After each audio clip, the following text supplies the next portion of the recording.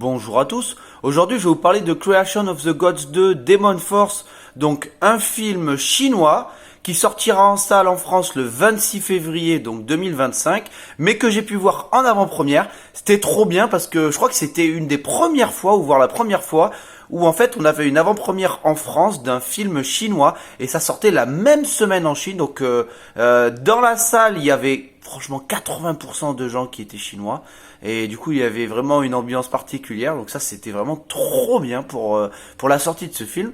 Donc j'ai pu le voir en avant-première et ça c'était aussi super parce que j'avais vu le premier épisode que j'avais adoré. Donc, vous résumer, c'est pas possible. Donc, je vais vous dire que c'est donc de la médiéval fantasy, donc un mélange historique avec toute la mythologie chinoise. Et donc, c'est la suite du premier épisode qui était sorti il y a 1 an en France. Alors, qu'est-ce que j'en ai pensé? Ah, c'est compliqué. Alors, moi, j'avais adoré le premier, mais c'était une folie totale. Mais déjà, le premier était compliqué à comprendre. Et j'avais pas tout compris. Là, c'est incompréhensible. Et pour plusieurs raisons. Déjà, il n'y a pas de résumé au début du film. On vous lance sur le deuxième épisode. Moi, ça fait 1 an que j'ai pas vu le film. Il n'y a rien. Pas une ligne de dialogue il y a ni un récap, on va dire visuel avec des images de l'ancien film et tout ça où on vous redit l'histoire, ni même un petit résumé. Ça c'est pas possible. Pour un film d'une complexité complètement folle avec je sais pas combien de personnages, avec des enjeux un peu partout. Ah non mais là c'est pas possible. Je sais pas comment ils ont fait les autres, les gens, je veux dire, mais moi, écoutez, et c'est quand même la principale critique du film, c'est que j'ai pas compris grand-chose. Heureusement, visuellement, c'est une dinguerie. Moi, je trouve quand même que c'est ultra bien filmé. Il y a des plans magnifiques. Il y a quelques effets spéciaux. Peut-être, oui, quand on voit, alors je dis l'Olympe, mais bon, le paradis des dieux là.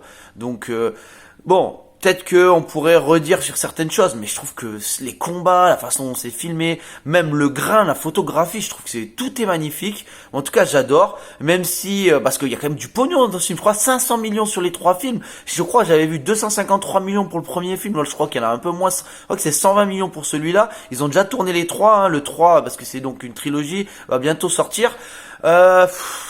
Ouais, en tout cas, moi, je trouve quand même que ça flatte la rétine.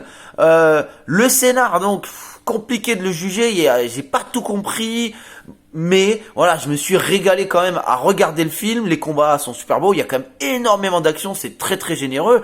Finalement, on comprend quand même qu'il y a 2 camps, plus ou moins, et bon, du coup, ils se battent, hein, on les regarde se battre pendant tout le film, on comprend pas tout. Bon. Ouais, je dirais que c'est quand même largement en dessous du premier. Et le premier, il y a quand même beaucoup de scénarios, ça installait des choses et tout ça. Là, c'est quand même beaucoup d'action. Bon, je vous dis, on comprend pas tout. Un peu déçu quand même. Un peu déçu. Après voilà, les acteurs, bon bah ça reste ce que c'est, hein, c'est un blockbuster chinois, ils ont leur façon de jouer. Il y a des moments où c'est un peu kitsch, on rigole un peu parce qu'on se dit ah non ils sont pas sérieux. Il y a un moment ils sont sur une pont, là ils chantent une chanson, tu fais putain mais c'est un film sérieux là t'as envie de rigoler, tu dis non. Et même d'ailleurs le public rigolait, les gens qui venaient de Chine ou les Chinois dans la salle rigolaient, donc il y a pas que nous, mais non, sinon les acteurs globalement ils font le job. Moi je trouve toujours que celui qui joue le roi il est incroyable. Bon après donc l'autre camp justement, le camp des gentils, bon il y en a peut-être qui manque un peu de charisme, mais bon. Moi je me suis quand même globalement régalé. Il y a des géants, il y a des géants dans le film, il y a des espèces de dieux mythologiques qui ont des pouvoirs. Non, franchement c'est hyper généreux. On s'ennuie pas, ça dure 2h20 ou 2h30. Voilà. La principale critique que j'ai à faire, c'est quand même sur le scénario qui pour moi est totalement brouillon.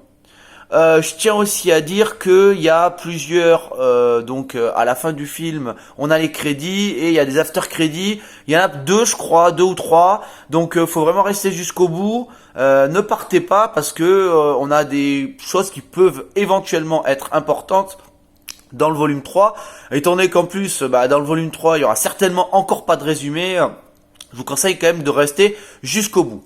Bon, globalement, c'était une expérience quand même satisfaisante. en dessous du premier, et ça largement, notamment pour le côté incompréhensible, et aussi quand même pour les enjeux, parce que je me rappelle que dans le premier, voilà, c'était le début du scénar, et franchement c'était quand même assez prenant, et il y avait quand même beaucoup de suspense. Je me rappelle la scène là d'exécution dans le premier où il y a le roi qui fait une fourberie là, c'était vraiment, je m'y attendais pas, et en plus c'est quand même assez violent quand même comme film, hein, mine de rien.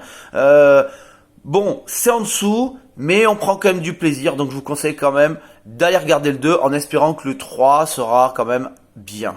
Voilà, et c'est pour toutes ces raisons que je lui mettrai la note de 7 sur 10.